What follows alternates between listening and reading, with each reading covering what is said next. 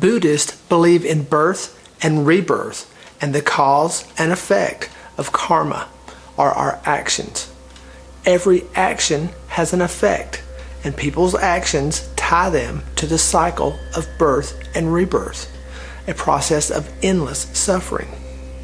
Buddhists seek to be free from this cycle by understanding and acting on the teachings of the Buddha. These teachings are summed up by the 3 universal truths, the 4 noble truths, and the Eightfold Path, which together are known as the Buddhist Dharma. Today, we take a look at the 3 universal truths, understanding their nature and their interdependency, and how we can work with them and utilize our own understandings.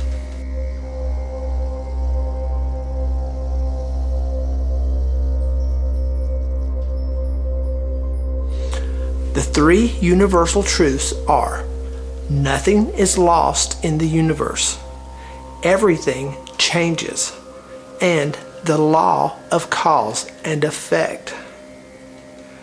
You see, the Buddha wrote thousands of teachings, all based on these universal truths. These truths are based on basic concepts that have been put to the test by the Buddha and many others for thousands of years. The first concept we would like to look at is annica, or impermanence, which means nothing lasts and everything we know, see, or touch changes constantly. Annicca, which is Pali, or anitya, which is Sanskrit, appears extensively in the canon as one of the essential doctrines of Buddhism. The doctrine asserts that all of conditioned existence, without exception, is transient, evanescent, or inconstant. All temporal things, whether material or mental, are compounded objects in a continuous change of condition and subject to decline and destruction. All physical and mental events are not metaphysically real. They are not constant or permanent. They come into being and dissolve. Think about this idea. Plants grow, rivers flood, we get married, we have children, or take a new job. Accepting that change happens all the time is a good way to let go of things we can't control and live out the moments of life that we do have and enjoy. As a wise Buddhist might say, nothing is forever, so enjoy the moment as it happens. Next up, we're going to take a look at dukkha, which means all living things suffer, from a giant redwood tree that loses a limb to the toddler who falls and scrapes her knee. However, suffering is not just limited to pain. It includes boredom, embarrassment, sadness, being unsatisfied in a relationship, and so much more. Buddhists teach that when we acknowledge that our life will never be perfect and accept suffering, we will be more content. Dukkha helps us also understand that our desires can make us greedy and cruel. If we only think of what we want, we will be unhappy and less compassionate in the bigger picture of life. Whatever is impermanent is suffering, because impermanence is an occasion for suffering. It is an occasion of suffering and not a cause of suffering, because impermanence is only an occasion for suffering so long as ignorance, craving, and clinging are present.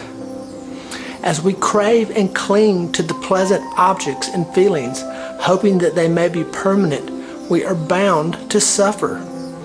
Failing to understand that all phenomena are impermanent is an ignorance. Craving for and clinging to these phenomena are the causes of our suffering. Dukkha is an important concept in Buddhism. It refers to the obvious physical and mental suffering associated with birth, growing old, illness, and dying. The anxiety or stress of trying to hold on to things that are constantly changing is the basic unsatisfactoriness pervading all forms of our existence, because all forms of life are changing, impermanent, and without any core or substance. The Buddhist tradition emphasizes the importance of developing insight into the nature of dukkha, the conditions that cause it, and how it can be overcome. This process is formulated in the teachings on the Four Noble Truths.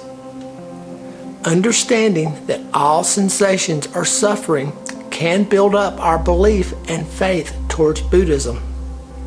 Since faith is the mother of all merit and virtues in Buddhism, we should take every opportunity to understand it.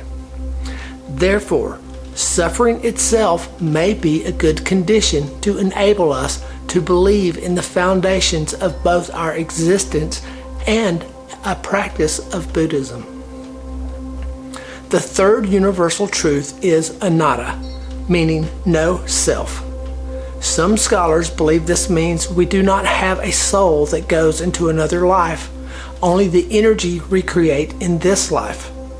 However, others think that anatta means we don't have egos. Therefore, we should not claim or try to control other people or possessions. So, what is the correct concept, you may be wondering? First of all, we have to reiterate that Buddhism does not reject the convenient designation, the name I, but it does reject the belief in a real, independent, permanent entity that is represented by I in most modern cultures. By definition of I in most religions, I is a permanent entity, which is independent. It is self-sovereign. It is immutable and impervious to change. But in Buddhism, such a self is nowhere to be found. Whatever is impermanent is not self. The body is not the self. It is impermanent and subject to change, subject to decaying and death. Self does not possess the body because self cannot control the body, cannot prevent the sickness or the old age of the body. The self is nowhere to be found within the body. There are things belonging to the body, but there is not the body of its own. Similarly, the mind is not the self, as our mind is forever jumping like a monkey. The self is just a convenient name for a collection of factors which are ever-changing, interdependent, impermanent physical and mental, personal experiences, such as feelings, ideas, thoughts, habits, attitudes, and more. It is necessary to reject the idea of self because it will harmonize our human relationship. We respect others rather than defend ourself. We trust others equally rather than looking down upon them. We are able to relate to other people and situations and not put ourselves in entangled positions, so we can become more creative, more comfortable, and more open-minded. Dissolution, or understanding the concept of self, is the key to enlightenment. Ignorance is the most basic of our defilements, but the greatest ignorance is the belief on a self. With the notion of self, we are greedy and angry, in illusions and pride and prejudiced. Seeing that the self is the source and the cause of all suffering, and seeing the rejection of the self is the cause of the end of suffering, we have to train ourselves to reject and eliminate, or at least redefine, the idea of self. When you were a small child, your mom probably told you to share your toys and not be selfish. This good advice is the root of anatta. If you get a raise, try to share your good fortune with others who have less. Or remember to drop the ego and put others ahead of yourself. We can expand our understanding of the universal truths through the energies we hold and acknowledge through our education and actions. These understandings or concepts consist of the following. Sila, which is the virtue, good conduct, morality. This is based on two fundamental principles. The principles of equality, that all living entities are equal, and the principle of reciprocity. This is the golden rule in Christianity, to do unto others as you would wish them to do unto you.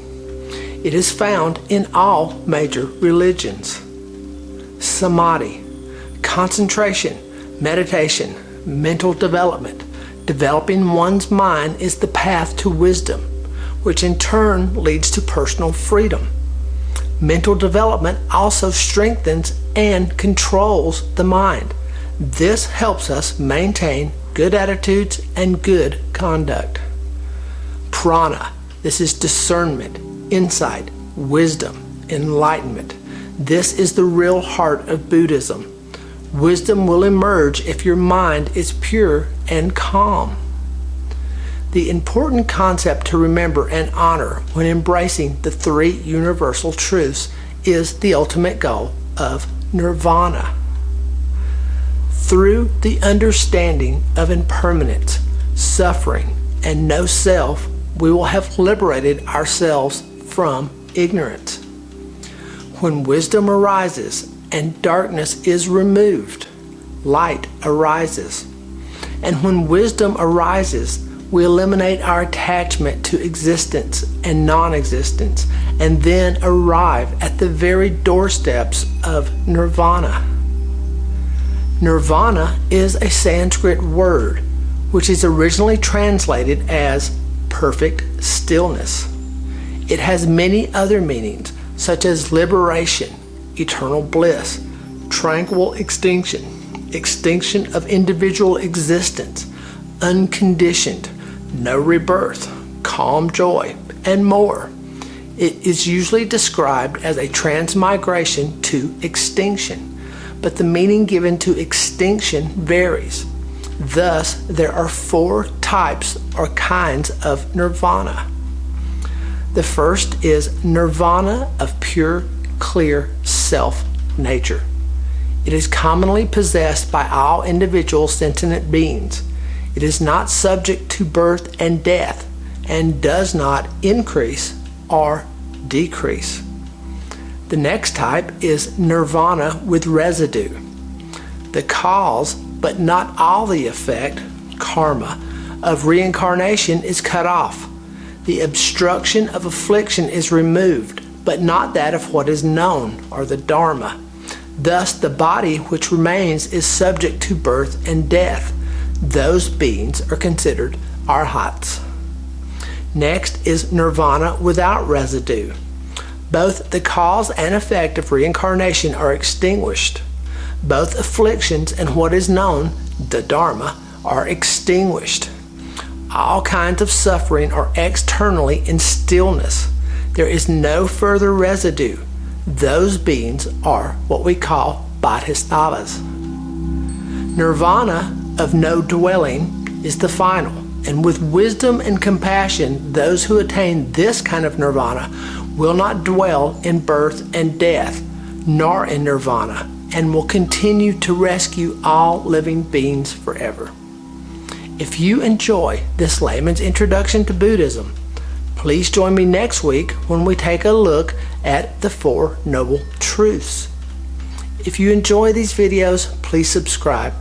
Please drop me a comment below if you would like to learn more, know more, or if I can expand on anything we have discussed today. And as always, peace and love, Jim.